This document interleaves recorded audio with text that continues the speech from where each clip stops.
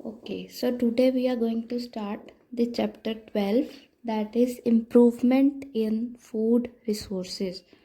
It is the third chapter of biology. First of all, what do you mean by food? Food एक ऐसा component है जो हर एक living organism को चाहिए, चाहे वो प्लांट है, चाहे वो एनिमल है, चाहे वो ह्यूमन बीइंग है। हर एक को सर्वाइवल के लिए फूड चाहिए ही चाहिए, ठीक है। जो फूड है वो अब हमें ह्यूमंस और एनिमल्स को क्या क्या सप्लाई करता है? Proteins, carbs, fats, vitamins, minerals, ये सब कुछ जो है फूड देगा। और ये सब हमें चाहिए क्यों? हमारी बॉडी की डेवलपमेंट के लिए, ग्रोथ के लिए, हमारी अच्छी हेल्थ के लिए, ये सारा कुछ हमें चाहिए for the better and good survival, ठीक है। अब दो तरीके के सोर्सेज हैं अवेलेबल जो हमें फूड प्रोवाइड करते हैं, दैट इज़ प्लांट्स, जिसकी कल्टीवेशन को हम क्या बोलते हैं? Agriculture. And second is animals, जिसको हम बोलते हैं एनिमल हस्बेंड्री। अब जैसे हमें पता है कि इंडिया में जो पॉपुलेशन है वो हर साल ग्रो करती है बहुत अच्छे लेवल पे। मतलब इंडिया क्या है, एक वेरी मच पॉपुलस कंट्री है, ठीक है। बिलियंस ऑफ पीपल जो है वो स्टिल ग्रोइंग है, ठीक है। अब जैसे जैसे पॉपुलेशन बढ़ रही है वैसे वैसे क्या है, फूड की नीड इंक्रीज़ हो रही है। ऑब्वियस है, जो रहने के लिए हमें क्या चाहिए? फूड। जितने ज़्यादा बंदे होंगे उतने ज़्यादा फूड की नीड इंक्रीज़ होगी, और उससे ज़्यादा क्या है, हमें अब प्रोडक्शन इंक्रीज़ करनी है। प्रोडक्शन इंक्रीज़ का ये मतलब नहीं है इंक्रीज़ कर करके उसको स्टोर करते रहो वेयर हाउसेस में, नो। अब एक जगह पे प्रोडक्शन हो रही है लेकिन उस एरिया में पॉवर्टी है, मीन्स वहाँ पे बंदे पॉवर्टी लाइन के बिलो हैं, ठीक है। अब वहाँ पे बंदे खरीद ही नहीं रहे तो हम प्रोडक्शन करके क्या करेंगे? तो दोनों तरफ से स्ट्रांग होना चाहिए, ठीक है। मनी कैपेसिटी भी और फूड की प्रोडक्शन भी, ठीक है। अब क्या है कि जो फार्मिंग है, अब इतना इंटेंस कल्टीवेटेड एरिया बन चुका है इंडिया कि अब फार्मिंग के लिए भी लैंड कम पड़ रही है, ठीक है। तो अब क्या है, दोनों की प्रोडक्शन हमें इंक्रीज करनी है, क्रॉप्स की भी, लाइव स्टॉक्स इज एनिमल, ठीक है। दोनों की प्रोडक्शन इंक्रीज करनी है to meet the need of increasing population, ठीक है। तो हमें क्या है, एक ऐसे साइंटिफिक मेथड चाहिए कि कम लैंड में, कम रिसोर्सेज में हम ज़्यादा इम्प्रूवमेंट ला सके, ज़्यादा प्रोड्यूस कर सके, और जो रेट्स है वो भी कम हो, जो हर एक बंदा परचेज कर सके, ठीक है। तो इसलिए हमें इस चैप्टर की ज़रूरत है कि कैसे इम्प्रूवमेंट लाई जाए फूड रिसोर्सेज में कि वो इंक्रीज़ भी हो, जगह भी कम लगे, मनी भी कम लगे, ताकि हर एक कोई उसे परचेज कर सके। और जो माल न्यूट्रिशन है, माल न्यूट्रिशन क्या होता है? जो बंदे क्या हैं, जो अंडर न्यूट्रिशन है, मीन्स जैसे कि बंदे अब पॉवर्टी लाइन के बिलो है, वो नहीं खरीद सकते। आपने देखा होगा कुछ ऐसे बंदे होते हैं जो बिलो पॉवर्टी लाइन होते हैं और जो उनका बॉडी स्ट्रक्चर होता है वो कितना डिफरेंस होता है, उनका बोनी जो प्रोमिनेंस होता है वो बिल्कुल विजिबल होता है, that are malnourish children, ठीक है। तो दोनों प्रॉब्लम हमें ख़त्म करनी है। तो इस कारण हमें क्या है, इस चैप्टर की ज़रूरत है, इम्प्रूवमेंट कैसे लाई जाए। अब सबको पता होगा कि दो रेवोल्यूशंस चली थी, एक थी ग्रीन रेवोल्यूशन, एक थी वाइट रेवोल्यूशन। जो ग्रीन रेवोल्यूशन चली थी वो चली थी कि एग्रीकल्चर को प्रमोट करने के लिए, और second is white, that is milk की अवेलेबिलिटी को ज़्यादा करने के लिए, ठीक है। दोनों रेवोल्यूशंस ने बहुत बड़ा इसमें काम किया है, ठीक है, ग्रीन एंड वाइट दोनों ने। अब साइंटिफिक मेथड्स में जब एग्रीकल्चर का हुआ नेम, तो उन्होंने क्या करा, इसमें डिफरेंट क्रॉपिंग मेथड्स निकाल दिए, means different cropping methods means intercropping, mixed cropping means एक ही फार्म में different different crops. Intercropping means एक सीज़न कोई और, दूसरी फिर कोई और क्रॉप लगा दी, ऐसे चेंज करते रहना।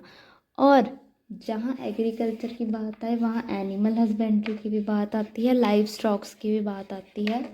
तो लाइव स्टॉक्स में इन्होंने क्या करा, poultry farms, fisheries, bee keeping, ये सारी एग्रीकल्चर के साथ कंबाइन करके करनी शुरू कर दी। जैसे एक तरफ एग्रीकल्चर, एक तरफ बंदे का फार्म है, ठीक है, यहाँ पे क्रॉप्स लगी हैं। अब ये क्रॉप्स को तो वाटर देगा ही डेली। अब इन्होंने क्या करा, साथ में क्या है, फिशरी मीन्स फिशेस जो है उनको कल्टीवेट करना शुरू करा। तो एग्रीकल्चर के साथ इन्होंने एनिमल हस्बेंड्री स्टार्ट करा। तो ऐसे ऐसे न्यू साइंटिफिक मेथड्स आए जिन्होंने हाई यील्ड प्रोड्यूस करने में बहुत हेल्प करी। अब नेक्स्ट है, हमारे पास डिफरेंट वेराइटीज़ आती हैं क्रॉप्स में।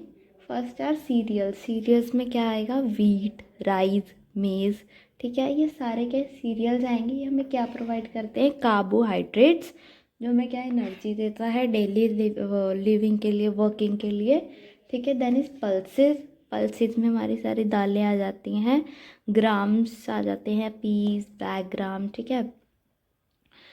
ये हमें क्या प्रोवाइड करता है, proteins. Then is oil seeds में कौन से आ जाते हैं, जैसे सोयाबीन, ग्राउंडनट्स, ठीक है, सारे आ जाते हैं। ये हमें क्या प्रोवाइड करते हैं, फैट्स। देन आता है वेजिटेबल्स एंड फ्रूट्स, इसमें स्पाइसेस भी ऐड हो जाती हैं, ठीक है। ये हमें सारा क्या प्रोवाइड करता है, वाइटामिन्स, मिनरल्स, और कहीं कहीं पे कार्ब्स, प्रोटीन, फैट्स भी स्मॉल अमाउंट में प्रोवाइड कर देते हैं। अब इन एडिशन क्या है, अब कुछ जैसे सीरियल्स उगाते हैं, वीट वगैरह उगाते हैं, इनके साथ क्या है, या इनका ही ऊपर से तो हम वीट वगैरह काट लेते हैं, आपने देखा होगा। जो बाकी बचा रह जाता है वो हमें क्या है, लाइव स्टॉक के फूड के लिए काम आता है। जैसे गाय, काउस, बफलोज वगैरह रखी होती हैं तो उनके फूड के लिए काम आता है। जो इस क्रॉप्स का बचा हुआ रह जाता है या इनके साथ जो क्रॉप्स उग जाती हैं, ठीक है, वो सारा क्या हमें लाइव स्टॉक के फूड के लिए काम आ जाता है। अब हमें पता है कि हर एक क्रॉप को ग्रो होने के लिए एक सूटेबल क्लाइमेट चाहिए, एक सूटेबल टेम्परेचर चाहिए, एक सूटेबल फोटो पीरियड। अब फोटो पीरियड क्या होता है, ड्यूरेशन ऑफ सनलाइट मीन्स कुछ क्रॉप्स होती हैं जिनको सनलाइट एक्सेसिव में चाहिए, जैसे फ्लावर ग्रोइंग, फ्रूट ग्रोइंग होती हैं, उनको जो एक्सेसिव में क्या है, सनलाइट चाहिए, मीन्स उनका फोटो पीरियड क्या है, ज़्यादा है। तो इन सब फैक्टर्स हैं जो डिपेंड करते हैं, क्यों, किसके लिए, growth and life cycle of that crop. उस क्रॉप की ग्रोथ के लिए, उस क्रॉप के लाइफ साइकिल को पूरा करने के लिए 3 फैक्टर्स रिस्पॉन्सिबल है। इन 3 फैक्टर्स को ध्यान में रखते हुए हमने क्रॉप्स को क्या है, डिवाइड करा, उनका नेम अलग कर दिया है अकॉर्डिंग टू देयर सीजन, ठीक है, and according to their temperature, climate and photoperiod, ठीक है। 2 नेम्स रखे हैं हमने, kharif season crops and rabi season crops. अब आती हैं kharif season crops and rabi season crops. Kharif season crops कौन से होते हैं, जो रेनी सीजन में ग्रो करती हैं, दैट इज़ जून टू अक्टूबर इनका मंथ होता है। जून में इनको ग्रो करते हैं, अक्टूबर में इनको क्या है, इनको कट डाउन कर देते हैं, ठीक है। अक्टूबर में क्या है, इनकी प्रोडक्शन हो जाती है सही, बिल्कुल, ठीक है, तो इनको कट डाउन कर देते हैं। जून में इनको क्या है, लगाते हैं, ठीक है, सो करते हैं इनके सीड्स को। और राबी सीजन क्रॉप्स कौन से होते हैं, जो विंटर्स में लगाते हैं। मंथ कौन सा होता है इनका, नवंबर टू अप्रैल। अप्रैल में सबको पता होगा विसाखी आती है, विसाखी में हम वीट को क्या है, कट डाउन करते हैं, तो आप उससे याद रख सकते हो। राबी सीजन क्रॉप्स में सबसे बेस्ट एग्जांपल है वीट, और खारिफ में सबसे बेस्ट एग्जांपल है राइस। क्योंकि राइस को क्या है, वाटर ज़्यादा चाहिए, और वाटर कब मिलेगा, रेनी सीजन में। तो kharif season crops rainy season, rabi season कौन सी होती है, विंटर में। इसकी बेस्ट एग्जांपल है वीट, इसकी बेस्ट एग्जांपल है राइस। ये क्वेश्चन पेपर में आ जाता है। और ऐसे यहाँ तो अलग अलग क्रॉप्स पूछ लेते हैं, या पूछते हैं कि इनमें खारिफ के एग्जाम्पल बताओ या राबी की एग्जाम्पल बताओ। तो आप एग्जाम्पल्स लिख सकते हो। जैसे जो राबी सीजन क्रॉप्स होती हैं उसमें आता है wheat, gram, peas, mustard. Wheat, gram, peas and mustard. जो खारिफ सीजन क्रॉप्स होती हैं that are rice, maize, soybean, cotton, green grams. Rice इन्होंने आपकी बुक में पैडी लिखा हुआ है, दैट इज़ राइस। राइस जब ग्रो करता दैट इज़ पैडी क्रॉप्स, ठीक है। वो आ जाती हैं खारिफ में। एंड राबी आ जाती है विंटर सीजन। बेस्ट एग्जांपल है वीट। अब जब सबसे पहले ग्रो करना है तो 3 स्टेजेस हमारे माइंड में आती हैं, मीन्स फार्मर के माइंड में आती हैं। फर्स्ट इज़ चॉइस, कि किस चॉइस का हमें प्लांट क्या है ग्रो करना है, इस लैंड में कैसा ग्रो होगा, इस सॉइल में कैसा प्लांट ग्रो होगा, ठीक है। ये फर्स्ट स्टेज आती है चॉइस। सेकंड स्टेज आती है नर्चरिंग। नर्चरिंग मीन्स इस प्लांट को क्या चाहिए इसकी अच्छे डेवलपमेंट के लिए, ठीक है। Then third is protection. अब वो ग्रो हो रही है, उसको प्रोटेक्ट कैसे करना है, जब तक उसको हम हार्वेस्ट, उसको हम कट नहीं कर देते तब तक उस क्रॉप को कैसे बचा के रखना है ताकि हमारा लॉस ना हो जाए, ठीक है। इन 3 स्टेजेस को देखते हुए, ठीक है, क्रॉप यील्डिंग को 3 में डिवाइड करा। सबसे पहले क्रॉप वैरायटी इम्प्रूवमेंट, उसकी वैरायटी को इम्प्रूव करना, उसकी प्रोडक्शन को इम्प्रूव करना और उसकी प्रोटेक्शन को। Variety, production and protection. Variety, production, production, तीनों चीज़ों को इम्प्रूव करके ही जो है फार्मिंग क्या है, एग्रीकल्चर क्या है, गुड होगी और ग्रोथ होगी। ओके, सो नेक्स्ट टॉपिक है crop variety improvement. Crop variety improvement, name ही सजेस्ट कर रहा है क्रॉप की वैरायटी को इम्प्रूव करना, ठीक है। क्रॉप की वैरायटी को अब हर एक फार्मर क्यों चाहेगा कि वो इम्प्रूव हो, ताकि उसको गुड यील्ड मिल सके। गुड यील्ड मतलब आउटपुट उसका अच्छा हो, ठीक है। ये सारा प्रोसेस आजकल एडवांस हो चुका है, जो किसके कारण होता है, ब्रीडिंग के कारण, ठीक है। क्रॉप्स को आपस में ब्रीड करवाते हैं ताकि जो उनका प्रोडक्ट है वो हाईली एफिशिएंट हो, उसमें कुछ ऐसी कैरेक्टरिस्टिक्स हों जो हर एक फार्मर को चाहिए। That is disease resistance, means disease को वो रेजिस्ट करे, इतने जल्दी वो क्रॉप ख़राब ना हो। रिस्पॉन्स टू फर्टिलाइज़र, जो फर्टिलाइज़र डालते हैं फार्मर्स, केमिकल्स डालते हैं, उसको जो क्रॉप है वो सह सके, ठीक है। और प्रोडक्ट की क्वालिटी अच्छी हो और हायर यील्ड हो, ठीक है। अब ब्रीडिंग के साथ साथ एक नया प्रोसेस स्टार्ट हो गया, दैट इज़ हाइब्रिडाइजेशन। हाइब्रिडाइजेशन क्या होता है कि जेनेटिकली डिसिमिलर प्लांट, ब्रीडिंग में तो सिमिलर प्लांट होता है लेकिन हाइब्रिडाइजेशन में क्या होता है, हाइब्रिड क्रॉप्स होती है, मीन्स जेनेटिकली सेम नहीं होते वो, लेकिन फिर भी उनको क्रॉस ओवर करवाया जाता है ताकि उनकी जो वैरायटी है वो अच्छी हो सके, ठीक है। तो हाइब्रिडाइजेशन, हाइब्रिडाइजेशन हमने कहा था जेनेटिकली जो सेम नहीं होते। अब किस किस के अंदर होता है, inter varietal, means different different varieties की क्रॉप की, इंटर स्पेसिफिक डिफरेंट स्पीशीज़, और इंटरजेनेरिक डिफरेंट जीन्स। ये 3 तरह की हाइब्रिडाइजेशन होती है जिसके कारण हमें क्या मिलता है, जो फार्मर की डिज़ायर्ड करेक्टरिस्टिक्स होती हैं, जो उसे चाहिए होती है क्रॉप के अंदर, इस सब के कारण उसको मिल जाती है। अब उसको चाहिए कि मेरी यील्डिंग भी अच्छी हो और जो मेरी क्रॉप है वो हर वेदर में, हर सॉइल की क्वालिटी में, जैसे भी वाटर अवेलेबल हो, सब में क्या है वो एग्जिस्ट करे, मीन्स सेव रहे, डेड ना हो। तो सब, इस सब के लिए अब उसको क्या है, अपनी यील्ड को अच्छा करना है, हायर उसको यील्ड चाहिए, ठीक है। ताकि जितनी प्रोडक्टिविटी अच्छी होगी उतनी ही यील्ड अच्छी होगी, मतलब जितना एक जने का इनपुट अच्छा होगा उतना ही उसका क्या है, आउटपुट अच्छा होगा। ठीक है, सेम एज ऐसे जितना हम अच्छा पढ़ेंगे उतना आउटपुट एग्ज़ाम्स में अच्छा होगा। ठीक है, तो ऐसे इसमें जितना एक फार्मर क्या है इनपुट अच्छा देगा, ठीक है, उतना ही उसको हाई यील्ड क्वालिटी मिलेगी। ठीक है, और उसको इम्प्रूव्ड क्वालिटी चाहिए, एक क्वालिटी क्रॉप की उसको अच्छी चाहिए।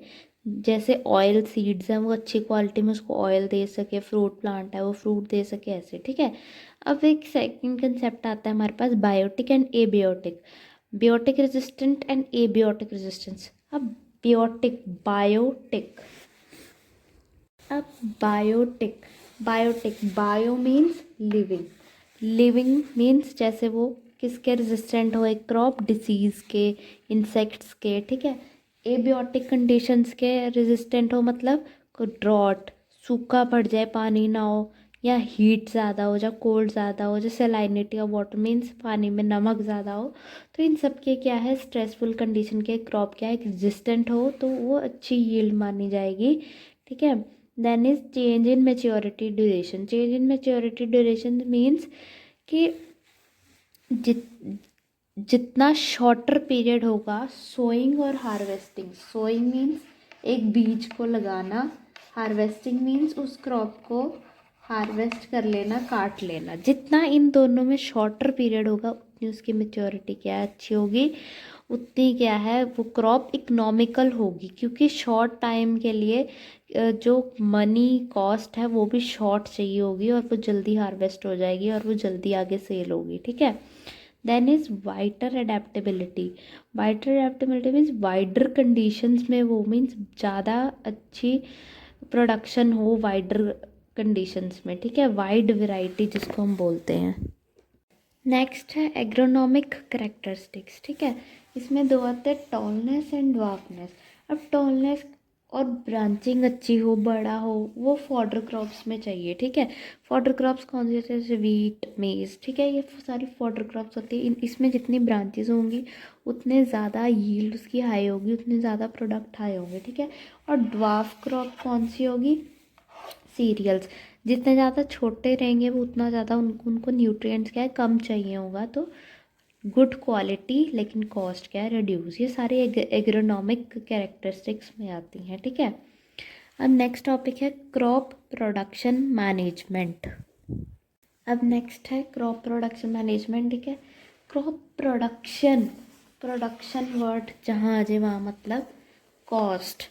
जितना फार्मर कॉस्टिंग करेगा, जितनी अच्छी उसकी कॉस्टिंग होगी उतनी उसकी यील्ड क्या है अच्छी होगी। वही जितना अच्छा इनपुट वो उतनी अच्छी यील्ड, जो पहले हमने बात करी थी। ठीक है, अब कॉस्ट अच्छी होगी तो फार्मर क्या कर सकता है, प्रैक्टिसेस जो है फार्मिंग की वो अच्छी कर सकता है, डिफरेंट डिफरेंट यूज़ कर सकता है, टेक्नोलॉजी डाल सकता है उसमें। ठीक है, जैसे हमने पढ़ा ब्रीडिंग, हाइब्रिडाइजेशन। ठीक है, फर्टिलाइजर्स। तो ये सारा कॉस्ट पे डिपेंड करता है, प्रोडक्शन डायरेक्ट लिंक है कॉस्ट के साथ। जितना अच्छा फार्मर का एक इनपुट होगा, फार्मिंग प्रैक्टिसेस उतनी अच्छी होंगी, टेक्नोलॉजी ऐड कर सकता है उतनी अच्छी उसकी यील्ड होगी। अब तीन चीज़ें होती हैं, नो कॉस्ट प्रोडक्शन होती है, लो कॉस्ट होती है और हाई। कौन कौन सी, नो, लो एंड हाई। ठीक है, ये तीन कॉस्ट्स पे डिपेंड करती है प्रोडक्शन। ठीक है, अब नेक्स्ट है न्यूट्रिएंट मैनेजमेंट। जितना अच्छा अब एक क्रॉप को न्यूट्रिएंट जाएगा उतनी अच्छी उसकी यील्ड होगी, उतनी अच्छी डेवलपमेंट एंड ग्रोथ होगी। अब तीन चीज़ों से उसको न्यूट्रिएंट मिलता है, एयर, एयर से उसको क्या क्या मिल जाएगा, कार्बन मिल जाएगा, ऑक्सीजन मिल जाएगा। देन इज सॉइल, सॉइल से क्या मिलेगा, न्यूट्रिएंट्स। ठीक है, आगे न्यूट्रिएंट्स दो में डिवाइड है, हम आगे करते हैं। और third one is water, water से उसको क्या हाइड्रोजन मिलेगा। ठीक है, अब न्यूट्रिएंट्स आगे दो में डिवाइड है। अब न्यूट्रिएंट दो में है, micro and macro. Micro nutrients कौन से होते हैं, जो प्लांट को स्मॉल क्वांटिटी में चाहिए होते हैं। ठीक है, जैसे कि आयरन, मैग्नीज, मैग्नीज। ठीक है, मैग्नीशियम नहीं, मैग्नीज। मैग्नीशियम जो है वो मैक्रो में आएगा, जो लार्ज क्वांटिटी में चाहिए। इसमें iron, manganese, boron, zinc, copper, chlorine. ठीक है, मैक्रो में नाइट्रोजन, फॉस्फोरस, पोटाशियम, कैल्शियम, ये सारे मैक्रो जो उसको लार्ज अमाउंट में चाहिए, ठीक है, लार्ज क्वांटिटी में चाहिए। अब ये दोनों चीज़ें न्यूट्रिएंट्स मीन्स मिलते कहाँ से है प्लांट को? एयर, वाटर, सॉइल के अलावा मैन्योर और फर्टिलाइज़र यूज़ करते हैं। मैन्योर जो है वो बायोटिक कंपोनेंट से बनता है, ठीक है, बिल्कुल नेचुरल। जो फर्टिलाइज़र है वो केमिकल बेस्ड होता है, ठीक है। अब दोनों में हम पढ़ते हैं आगे, ठीक है। Now is manure. मैन्योर क्या है? जो ऑर्गेनिक मैटर से बनी है, ठीक है, और प्लांट को क्या है, न्यूट्रिएंट्स प्रोवाइड कर रही है, ठीक है। ऑर्गेनिक मैटर अब कौन कौन से हैं? एनिमल के एक्सक्रीटा एंड प्लांट की वेस्ट, ठीक है, दोनों की वेस्ट से जो तैयार हो रही है दैट इज़ मैन्योर। ऑर्गेनिक है, ठीक है, न्यूट्रिएंट्स प्रोवाइड करेगी। और सॉइल को क्या बेनिफिट है? फर्टिलिटी। फर्टिलिटी क्या होता है सॉइल की? गुड कैरेक्टरिस्टिक है सॉइल की। अब क्या करेंगे वो? जैसे सैंडी सॉइल में वाटर होल्डिंग कैपेसिटी अच्छी करेगी, मीन्स सैंडी सॉइल ज़्यादा वाटर पकड़ती नहीं है ज़्यादा देर, लेकिन मैन्योर क्या है उसके अंदर वाटर ज़्यादा देर होल्ड करवा के रखेगी। और क्लेई सॉइल में उल्टा, वाटर को ड्रेन आउट जल्दी करेगी। क्ले सॉइल में क्या है? स्टैगनेंट वाटर ज़्यादा। स्टैगनेंट वाटर क्या होता है? खड़ा पानी, ठीक है, तो वाटर की लॉगिंग नहीं होने देती, ड्रेनेज जल्दी करवा देती है, ठीक है। नेक्स्ट इज, अब ये बेस्ट वे है फार्म वेस्ट को रिसाइकल करने का। फार्म वेस्ट अब कौन सी? अब किसी ने एनिमल्स रख रखे हैं साथ में, ठीक है, फार्मिंग कर रहे हैं, तो एनिमल्स के वेस्ट भी सही जगह लग जाएगा, ठीक है, और प्लांट्स क्या है, अच्छी यील्ड आ जाएगी, ठीक है। तो ये बेस्ट वे है फार्मिंग वेस्ट को रिसाइकल करने का। आगे जो मैन्योर है वो भी दो तरह की होती है, ठीक है। मैन्योर अब दो तरह का है, compost, vermi compost and green manure. जो कंपोस्ट है, जनरली कंपोस्ट का मतलब क्या होता है? खड्डा करना, ठीक है। तो कंपोस्ट मैन्योर कैसे है कि एक खड्डे में खड्डा करते हैं, उसमें क्या है, सब कुछ डालते हैं एक पिट में, ठीक है, सब कुछ, जैसे कि animal waste, plant waste, vegetable waste, domestic घर का वेस्ट, ठीक है, सारा उसमें इकट्ठा करते रहते हैं, ठीक है।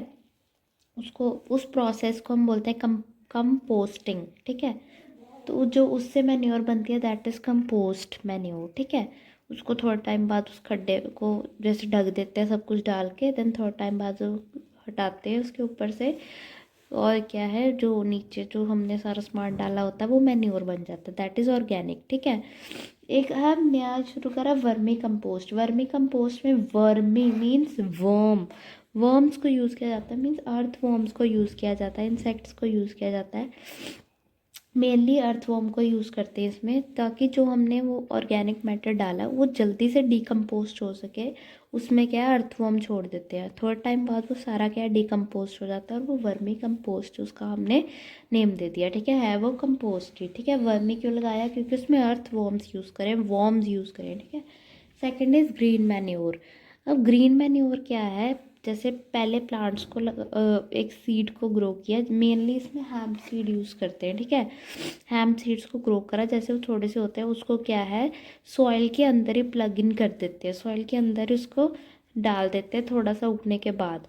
वो जो ग्रीन प्लांट होता है वो ग्रीन मैन्योर में कन्वर्ट हो जाता है, और वो ग्रीन मैन्योर किस में रिच होती है? Nitrogen and phosphorus. ये दो, ग्रीन मैन्योर हमें मेनली सॉइल को दो चीज़ें देती है, नाइट्रोजन एंड फॉस्फोरस। अब है फर्टिलाइज़र। फर्टिलाइज़र क्या है? Artificially commercially produced plant nutrients, ठीक है। आर्टिफिशियली प्रोड्यूस्ड होता है, इसमें मेनली केमिकल्स होते हैं। कौन कौन से न्यूट्रिएंट्स प्रोवाइड करता है ये? नाइट्रोजन, फॉस्फोरस एंड पोटाशियम, ठीक है। मेनली ये तीन न्यूट्रिएंट्स जो है एक प्लांट को प्रोवाइड करता है फर्टिलाइज़र, ठीक है। अब ये क्या क्या करता है? गुड वेजिटेटिव ग्रोथ, मतलब लीव्स, ब्रांचेस, फ्लावर्स अच्छे करेगा प्लांट के, ठीक है, उसको हेल्दी रखेगा, ठीक है। इसमें आती है higher costing farming, means high costing farming इसमें आती है, क्योंकि इसमें हायर यील्ड होती है, ठीक है, अच्छी यील्ड मिल जाती है, ठीक है। लेकिन इसको हमें केयरफुली यूज़ करना होता है, मैन्योर को इतना केयरफुली नहीं जितना फर्टिलाइज़र को, क्योंकि फर्स्ट ऑफ ऑल आर्टिफिशियल चीज़ है, इसमें केमिकल्स होते हैं, और जो एक्सेसिव केमिकल्स होते हैं उसकी टॉक्सिसिटी होती ही होती है, ठीक है, वो डिस्ट्रॉय करता ही करता है। तो इसको हमें प्रॉपर डोज में देना है, ठीक है। प्रॉपर इसका टाइम होता है कि इतने टाइम बाद ही रिपीट होगा ये, ठीक है। और इसमें प्रॉपर प्रिकॉशंस लेने होते हैं, ठीक है, जैसे फेस कवर करना, ग्लव्स डालने, मास्क लगाना, आइज़ को कवर करना, ऐसे प्रिकॉशंस लेकर ही करना होता है क्योंकि केमिकल है और बना ये प्लांट्स के लिए है। हार्म किसको करेगा? ह्यूमन को, ठीक है। और क्या है, ये वाटर पोल्यूशन भी कॉज करता है। अगर इसको एक्सेस में डाल देंगे तो क्या है, ये सॉइल की अपर लेयर में ही रहेगा और रेन जैसे इरिगेशन के टाइम जो वाटर आता है फिर वो उसको ऊपर से ले जाता है और वो क्या है, वाटर पोल्यूशन कॉज करता है, ठीक है। ये सॉइल की फर्टिलिटी को भी डिस्ट्रॉय करता है अगर हम इसको क्या है, ओवर यूज़ करें तो। अगर हमें शॉर्ट टर्म बेनिफिट चाहिए, शॉर्ट टर्म के लिए यूज़ करना है तो हम फर्टिलाइज़र्स पे जाएंगे। लेकिन अगर लॉन्ग टर्म के लिए यूज़ करना है तो हम मैन्योर चूज़ करेंगे, ठीक है। क्योंकि शॉर्ट टर्म में इसका अच्छी यील्ड आएगी, ठीक है। हायर कॉस्ट है लेकिन, ठीक है, लेकिन यील्ड इसकी अच्छी आएगी शॉर्ट टर्म के लिए। अगर लॉन्ग टर्म के लिए इसको हम बार बार यूज़ करते रहेंगे तो सॉइल की फर्टिलिटी भी जाएगी, प्लांट की यील्डिंग भी कम हो जाएगी और प्लांट डाई जल्दी हो जाएगा क्योंकि दिस इज़ केमिकल, ठीक है। नेक्स्ट हमारे पास एक छोटा सा टॉपिक है इरिगेशन। अब irrigation means watering the crops, means plants को वाटर देना। अब इंडिया में हर एक सीज़न है, ठीक है, हर एक सीज़न के अकॉर्डिंग क्रॉप्स बनी है, लेकिन वाटर तो सभी को चाहिए ही चाहिए, ठीक है। कुछ ऐसी हैं जो मानसून में ग्रो होंगी, कुछ ऐसी हैं जो रेनी सीज़न में ग्रो होंगी, ठीक है। तो इसके इरिगेशन में हमें वाटर देना है। वाटर के डिफरेंट डिफरेंट इन्होंने क्या है, सोर्सेज बना लिए हैं, जैसे वेल्स। वेल्स में दो चीज़ें आती हैं, डग वेल, ट्यूब वेल, ठीक है। ट्यूब वेल तो हमें पता है, जो अंडर वाटर ग्राउंड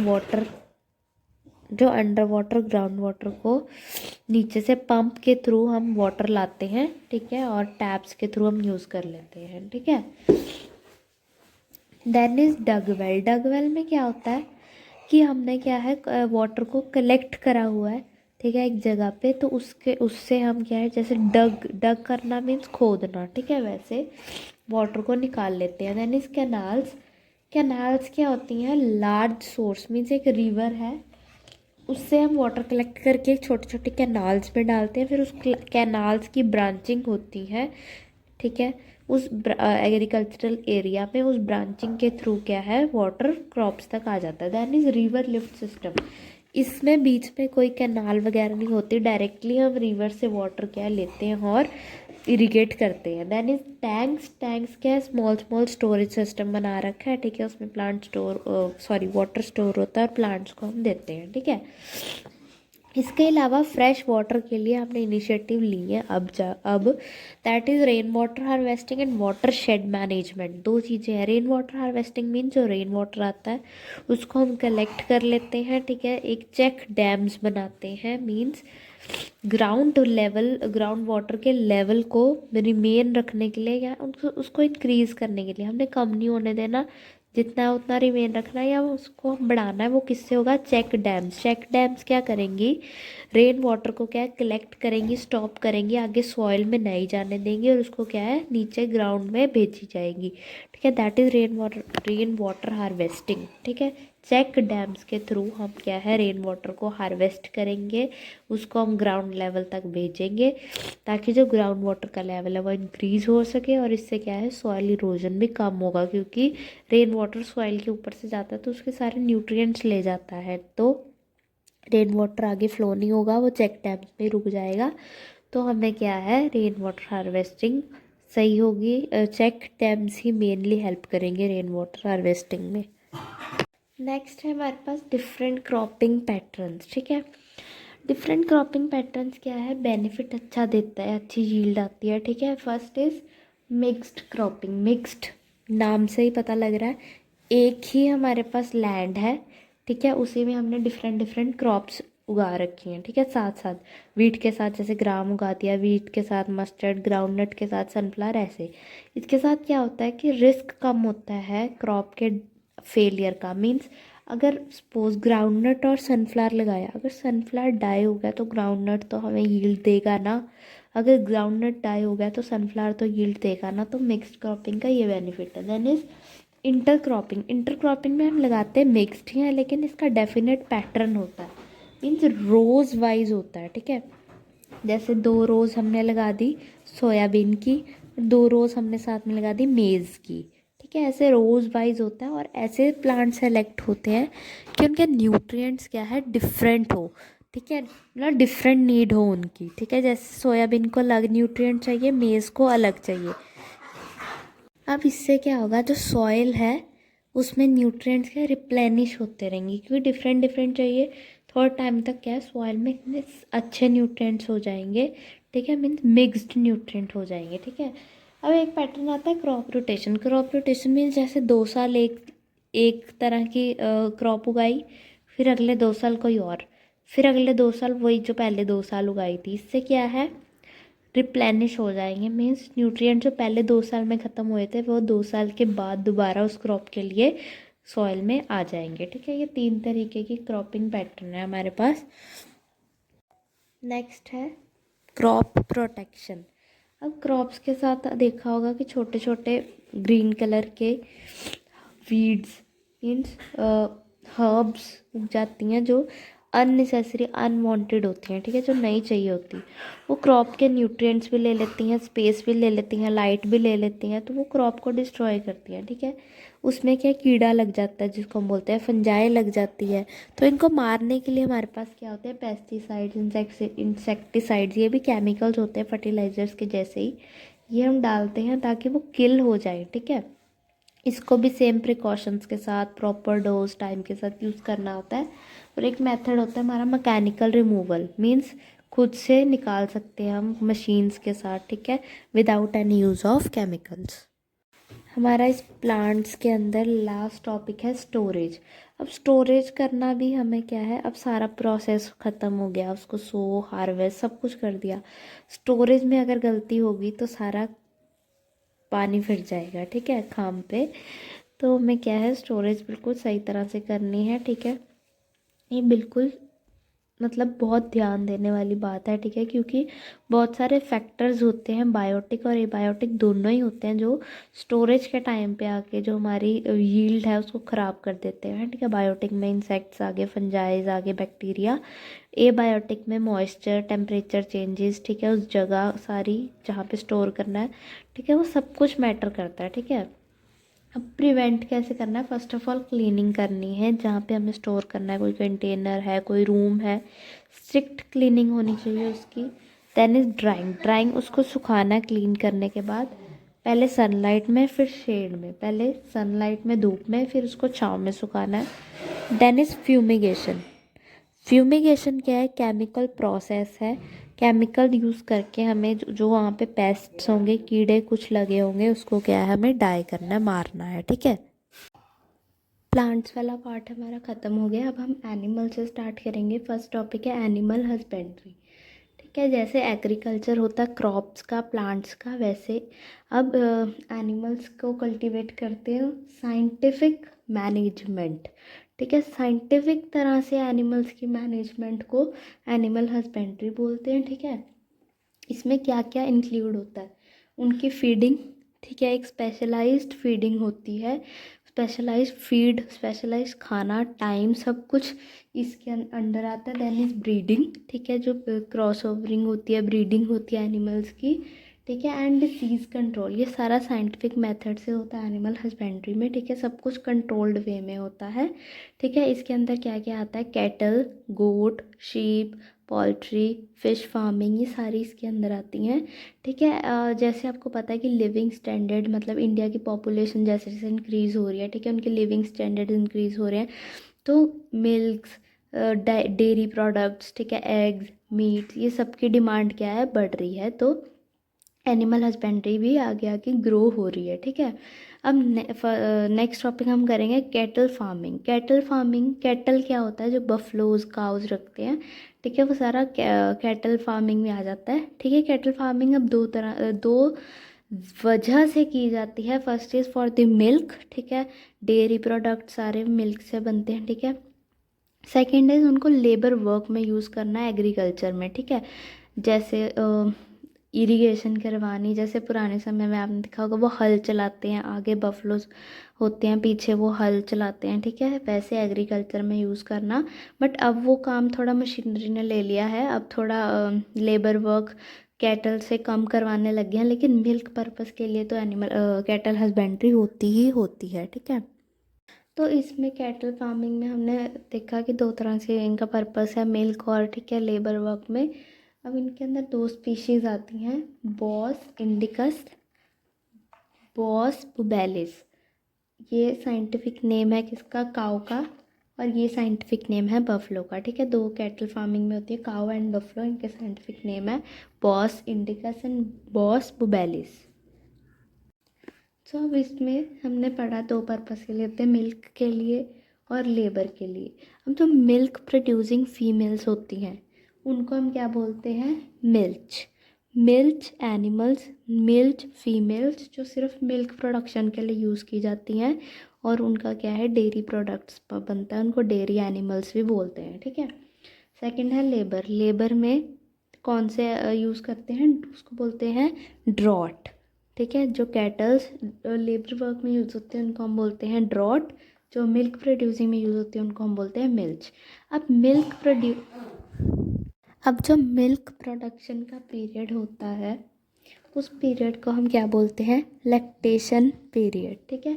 उस पीरियड को हम लैक्टेशन पीरियड बोलते हैं। ये पीरियड कब स्टार्ट होता है, after the birth of calf, ठीक है, after the birth of baby cow या बफलो, उसको हम काफ बोल देते हैं, ठीक है।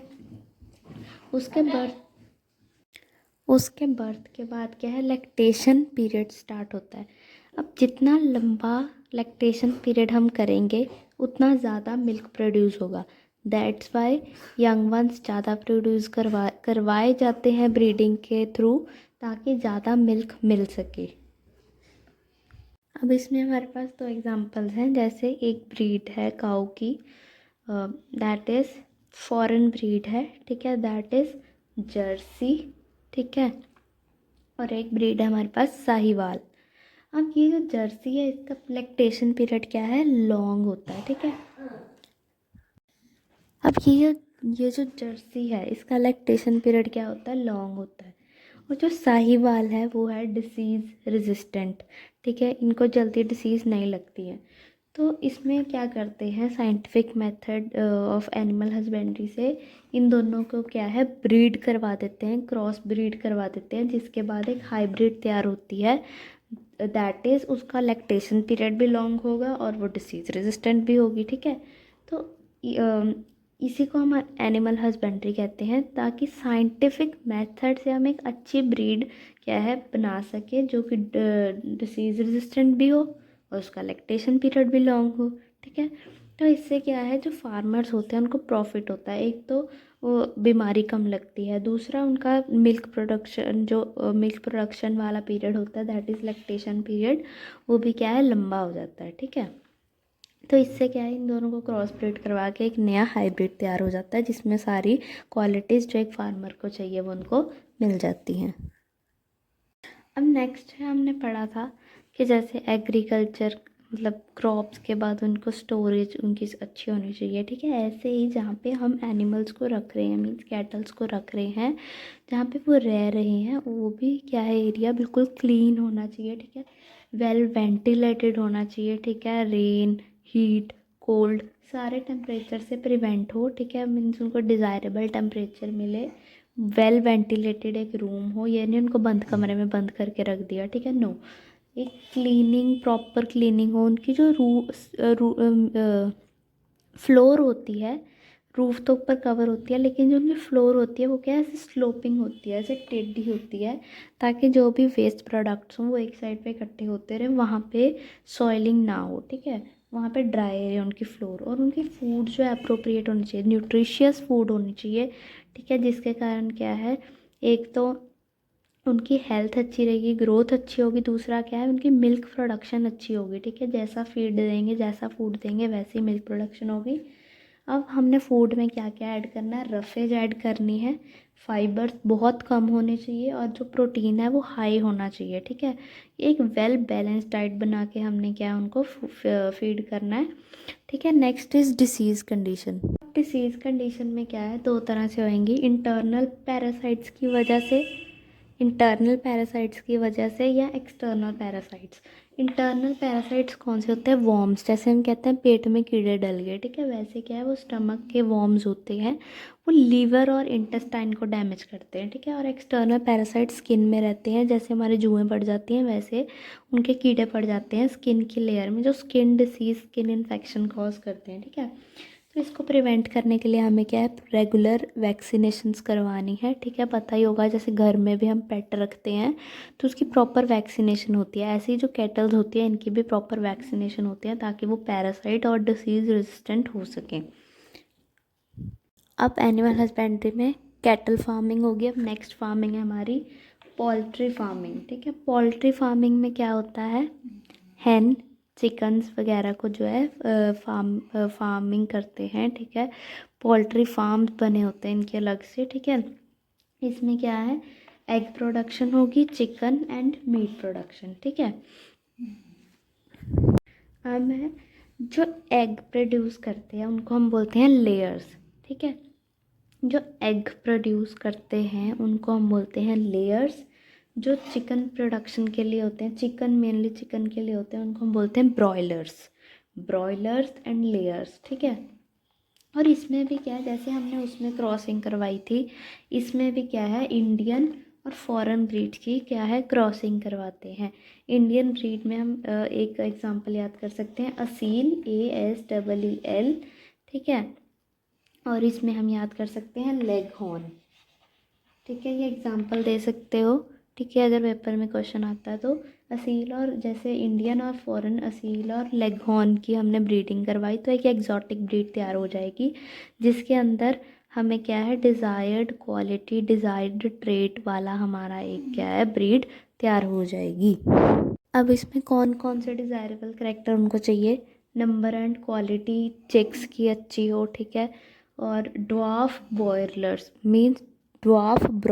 मीन्स जो हम चिकन के लिए यूज़ करते हैं वो ड्वार्फ, उनकी हाइट क्या है छोटी हो, तो वो कॉमर्शियली वो ज़्यादा अच्छे बिकते हैं, ठीक है। और हाई टेम्परेचर में क्या है वो टॉलरेट कर सके। वैसे समर्स को जो रियल विदाउट ब्रीडिंग वाले होते हैं वो समर्स को टॉलरेट नहीं कर सकते, लेकिन ब्रीडिंग करवा के उनको क्या है हाई टेम्परेचर टॉलरेबिलिटी उनमें क्या है, हाई टेम्परेचर टॉलरेबिलिटी उनमें क्या है डिवेल्प करी जाती है। अब इनको जहाँ रखा है, अब ब्रॉयलर्स को क्या है फीडिंग कैसी देनी है, विटामिन रिच होने चाहिए A and K में, ठीक है। उनके फीड में प्रोटीन एंड फैट रिच होना चाहिए, ठीक है। और लेयर्स में मीन्स पोल्ट्री फार्म्स में एग लेइंग जहाँ होती है वहाँ पर टेम्परेचर का ध्यान देना है हमें, क्लीनिंग का और डिसीज़ कैसे प्रिवेंट होगी, वैक्सीनेशन से, और प्रॉपर डिसइंफेक्टेंट स्प्रे वहाँ स्प्रे किए जाते हैं ताकि इनको क्या है कोई डिसीज़ ना लगे। जैसे अब इनको डिसीज़ लग गई तो इन्होंने आगे एग ले करने, ऑब्वियस है वो एग में भी आगे डिसीज़ ट्रांसफ़र होगी, तो वो क्या है कमर्शियली बेनिफिट या कमर्शियली जो उनको प्रॉफिट होना है वो नहीं होता, ठीक है। एग आगे सेल नहीं होते, ठीक है। इसलिए इनको ये सब चीज़ों का ध्यान रखना पड़ता है ताकि प्रॉपर एग लेइंग हो, ठीक है। नेक्स्ट आती है हमारे पास फिश प्रोडक्शन या फिश फार्मिंग थर्ड, ठीक है। फिश क्या है, सबसे चीपेस्ट सोर्स है एनिमल प्रोटीन का, एनिमल से जो प्रोटीन मिलता है सबसे चीपेस्ट सोर्स है फिश, ठीक है। फिश प्रोडक्शन या फिश फार्मिंग में एक तो ट्रू फिश जो असली फ़िश होती है, ठीक है, फिन्स वाली, वो इसमें रेयर करते हैं, मीन्स रखते हैं, कल्टीवेट करते हैं। और सेकंड इसमें प्रॉन्स एंड मोलस्क्स भी इसमें आ जाते हैं कल्टीवेशन में, ठीक है। दोनों की कल्टीवेशन को हम फिश फार्मिंग या फिश प्रोडक्शन बोलते हैं। अब इसमें भी दो टाइप्स आ जाते हैं, जो नेचुरल सोर्सेज में जाके फिशेस को पकड़ते हैं, रिवर्स में, लेक्स मीन्स नेचुरल सोर्सेज में जाके पकड़ते हैं, उसको हम कैप्चर फिशिंग बोलते हैं, कैप्चरिंग फिशिंग, ठीक है। जो फार्मिंग करते हैं आर्टिफिशियल, एक छोटा सा पॉन्ड खुद का बना लिया आर्टिफिशियल, उसमें फिशेस को रेयर करवाते हैं, ब्रीडिंग करवाते हैं, उसको हम बोलते हैं कल्चर फिशरी। ठीक है, 2 टाइप्स है, capturing fishing and culture fishing. अब जो मेराइन फिशिंग होती है, मेराइन फिशिंग क्या होती है, जो लार्ज नेचुरल सोर्स से हम फिशिंग करते हैं, उसमें क्या क्या यूज़ होता है। एक तो नेट यूज़ होते हैं, फिशिंग नेट जिसके साथ पकड़ना है, और स्पेशलाइज्ड फिशिंग बोट्स होती हैं, वो लेकर जाते हैं। अब उनको पता कैसे चलता है कि यहीं पे लार्ज स्कूल ऑफ फिश है, मीन्स यहीं पे ज़्यादा फिशेस हमें मिलेंगी। तो क्या है, सैटेलाइट और इको साउंडर्स यूज़ करते हैं, वाइब्रेशंस होती हैं साउंड्स की, जिससे उन्हें पता चलता है कि यहीं पे स्कूल ऑफ फिश है, मीन्स ग्रुप ऑफ फिश है। ठीक है, तो वहीं पे वो नेट और अपनी बोट लेकर जाते हैं। अब कई क्या करते हैं, हमने पहले भी पढ़ा, जैसे राइस फार्मिंग, हमें पता है पैडी को, मीन्स राइस की क्रॉप्स को बहुत ज़्यादा वाटर चाहिए, तो उसी में वो क्या करते हैं, फ़िश डाल देते हैं, साथ में फ़िश फार्मिंग भी होती है और साथ में उनकी क्रॉप को वाटर भी मिल जाता है। अब क्या होता है कि जैसे हमने मिक्स्ड क्रॉपिंग करी थी, क्रॉपिंग का पैटर्न, ऐसे क्या है कि इसका पैटर्न है जिसमें क्या है, एक ही आर्टिफिशियल पॉन्ड बनाते हैं, उसमें क्या है 5 to 6 स्पीशीज़ रख लेते हैं। ठीक है, लेकिन वो कैसे रखते हैं, उनका खाने का जो सरफेस एरिया वो अलग अलग होता है। अगर एक ही जगह वाली रखेंगे तो किसी को खाना कम मिलेगा, किसी को ज़्यादा मिलेगा, ऑब्वियसली जो छोटी वाली हैं वो वैसे ही रह जाएंगी, जो बड़ी हैं वो बड़ी होती रहेंगी। तो ऐसे नहीं रखते।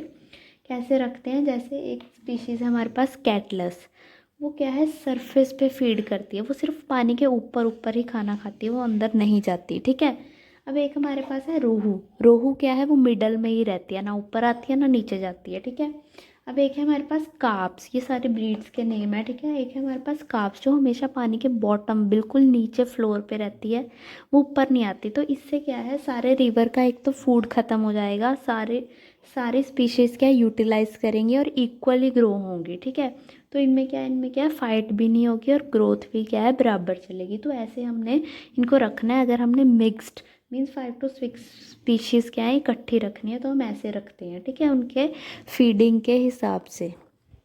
अब ये जो टेक्निक हमने पढ़ी है कि एक ही पॉन्ड में डिफरेंट स्पीशीज़ रखना है, इसको हम क्या बोलेंगे, कंपोजिट फिश कल्चर। ठीक है, कंपोजिट फिश कल्चर। अब फिशेस में क्या है, अब क्या होता है, अब इनमें क्या है, सीड्स आते हैं, फिश सीड्स मीन्स जो फिशेस के एग्स होते हैं। ठीक है, अब पीछे अब प्रॉब्लम आने लगी थी कि उनको अच्छी क्वालिटी के फिश सीड्स नहीं मिल रहे थे। ठीक है, जिसके कारण फिश प्रोडक्शन क्या है, कम हो गई थी। अब फिश फार्मिंग में एक नया टेक्निक आया है, उनमें उसमें क्या होता है, हार्मोनल स्टिमुलेशन, मीन्स एक पॉन्ड बनाया, उसमें क्या है, हार्मोन्स डाल देते हैं, जिसके कारण क्या ब्रीडिंग अच्छी होने लग जाती है, और जो हमारे पास सीड्स हैं वो क्या हमारे पास डिज़ायर्ड क्वालिटी के आने लग जाते हैं। हार्मोनल स्टिमुलेशन जो टेक्निक है, उससे क्या है, डिज़ायर्ड क्वालिटी ऑफ सीड्स हमें मिल जाते हैं। अब इस चैप्टर का लास्ट टॉपिक है बी कीपिंग। ठीक है, बीज क्या होता है, जो हनी बीज होती हैं। ठीक है, इससे हमें मेन प्रोडक्ट क्या मिलता है, हनी, और एडिशनली अब हम क्या उससे करने लगे, वैक्स। ठीक है, honey and wax mainly honey and wax के लिए मेनली बी कीपिंग करी जाती है। इसके लिए मेन पॉइंट क्या है, लो इन्वेस्टमेंट, इसकी इनपुट बहुत लो है, और इसकी जो यील्ड में जो इसका आउटपुट आता है वो बहुत बेनिफिशियल होता है, तो इसको एडिशनल सोर्स ऑफ इनकम के साथ की तरह कर लेते हैं। ठीक है, वेराइटीज़ आती हैं डिफरेंट डिफरेंट, जो डिफरेंट डिफरेंट मीन्स कोई अच्छा हनी प्रोड्यूस करती है, कोई अच्छा वैक्स प्रोड्यूस करती है। ठीक है, अब जैसे हमें पता है कि ये जो हनी है, जो हनी बी है, हनी कहाँ से कलेक्ट करती है, नेक्टर ऑफ दी फ्लावर्स। तो जितना अच्छा फ्लावर अवेलेबल होगा उसके आसपास, उतना अच्छा वो नेक्टर कलेक्ट करेगी, उतने अच्छे वो पोलन्स कलेक्ट करेगी, और वो अपने जब बीहाइव में जाएगी उसमें क्या है, वहाँ पे हनी अच्छा प्रोड्यूस होगा। ठीक है, तो इस टर्म को हम क्या बोलते हैं, इस टर्म को हम क्या बोलते हैं, पैस्चुरेज। पैस्चुरेज क्या है, जितने हनी बी हाइव्स के सराउंडिंग में जितनी अच्छी क्वालिटी के फ्लावर्स होंगे, उतना ही अच्छा वो नेक्टर और पोलन कलेक्ट करेगी, उतना ही अच्छा हमें क्या मिलेगा, हनी मिलेगा, तो इसको क्या बोलते हैं, पैस्चुरेज। उतना ही अच्छा जो हनी का टेस्ट है वो होगा, ठीक है। वो कहाँ पे, directly depends upon the quality of the flower.